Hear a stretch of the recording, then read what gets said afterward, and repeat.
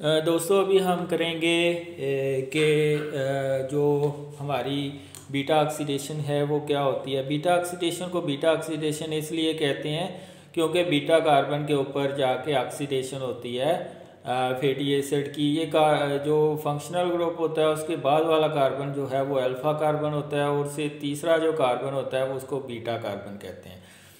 तो सबसे पहले क्या होता है, फैटी एसिड के ऊपर कोएंजाइम ए फॉर्म लगती है तो फिर जो है ये जहाँ पे कोएंजाइम जब तक नहीं लगेगी तब तक ये आगे इसकी बीटा ऑक्सीडेशन नहीं होगी। तो सबसे पहले क्या होता है कि इसके ऊपर कोएंजाइम ए ग्रुप आके लगता है, ठीक है, कि इस एंजाइम की मौजूदगी में फैटी एसाइल को ए सिंथेटेज एंजाइम की मौजूदगी में। और अगर आपको पता है कि ये 16 कार्बन का फैटी एसिड है तो फिर आप पाल्मिटाइल को ए सिंथेटेज लिख सकते हैं, ठीक है। तो अगर फैटी एसिड का नहीं पता तो फिर फैटी एसाइल को ए सिंथेटेज लिखेंगे, ठीक है। और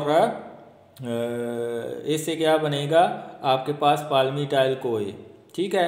आगे इसके ऊपर फैटी एसाइल को ए डीहाइड्रोजनेज वर्क करता है, ठीक है। यानी कि अल्फ़ा और बीटा के कार्बन के ऊपर जो लो एनर्जी इलेक्ट्रॉन होंगे, ये आप देखें ये फंक्शनल ग्रुप है, इसके बाद वाला कार्बन अल्फ़ा कार्बन है और इससे अगला कार्बन बीटा कार्बन है। तो इसके ऊपर लो एनर्जी इलेक्ट्रॉन निकलेंगे क्योंकि मिथाइल ग्रुप के पास लो एनर्जी इलेक्ट्रॉन होते हैं। तो ये जब निकलेंगे तो FAD को मिलते हैं, वो FADH2 में चेंज हो जाता है। तो होता क्या है, ये फैटी एसाइल को ए डीहाइड्रोजनेज काम कर रहा होता है, या इसको पाल्मिटाइल को ए डीहाइड्रोजनेज भी कहते हैं अगर आपको फैटी एसिड का पता है। तो होता क्या है, इस अल्फ़ा और बीटा कार्बन से नो एनर्जी इलेक्ट्रॉन निकलते हैं और मिलते हैं FAD को, नो एनर्जी रिड्यूसिंग इक्विवेलेंट को मिलते हैं, वो FADH2 में चेंज हो जाता है। फिर अगले रिएक्शन में क्या होता है कि ये जो इनाइल फॉर्म जनरेट होती है इस एंजाइम के एक्शन से, इसको हम क्या कहते हैं, बीटा ट्रांस इनाइल को ए कहते हैं। इसको इनाइल फॉर्म के क्यों कहते हैं, क्योंकि इसके अंदर इनोल ग्रुप अटैच होता है।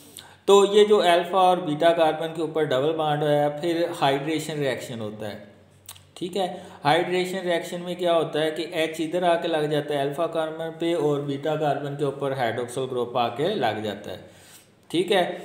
तो क्या बनता है हमारे पास बीटा हाइड्रोक्सी एसाइल को ए, ठीक है, बीटा हाइड्रोक्सी एसाइल को ए फॉर्म बनता है। यानी कि ये CH2CHOH बीटा कार्बन के ऊपर हाइड्रोक्सिल ग्रुप आ गया और अल्फा कार्बन पे हाइड्रोजन आ गया ये वाटर से। तो हमारे पास बीटा हाइड्रोक्सी एसाइल को ए बनता है।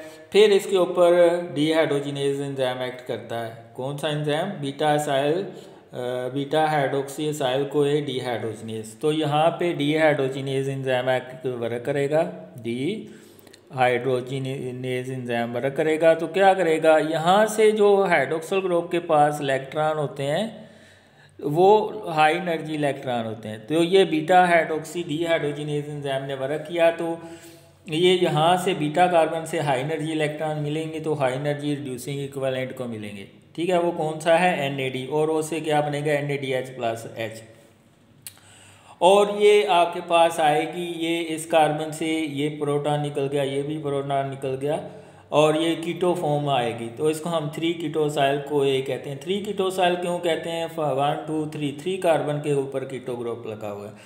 तो 3 कीटोसाइल को ए के ऊपर थायोलेज एंजाइम एक्ट करता है, ठीक है। थायोलेज एंजाइम क्या करता है, ये बीटा कार्बन के ऊपर जाके ना ऑक्सीडेशन करता है और एक एसिटाइल को ए बनता है और एक मेरिसाइल को बनता है, ठीक है।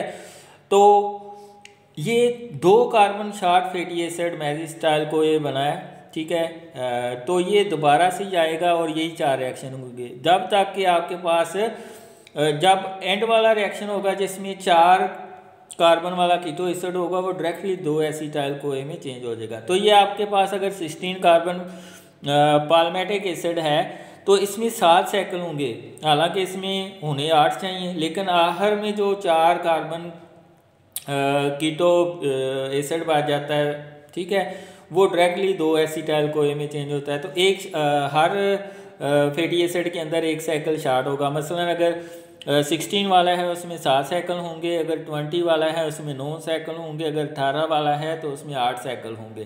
तो इसमें 4 रिएक्शन होते हैं। पहला रिएक्शन रिडक्शन, दूसरा हाइड्रेशन रिडक्शन, फिर lysis. Reduction hydration reduction lysis तब तक ये होता रहेगा जब ऐसी तक सारे मालिक्यूल एसिटाइल में चेंज ना हो जाएं। तो अगर पालमेटिक एसिड को देखें तो इसमें 7 साइकिल होते हैं, तो 7 NADH प्रोड्यूस होते हैं। तो जब वो इलेक्ट्रॉन ट्रांसपोर्ट चेन में ऑक्सीडाइज होते हैं 21 AT बनते हैं, 21 ATP।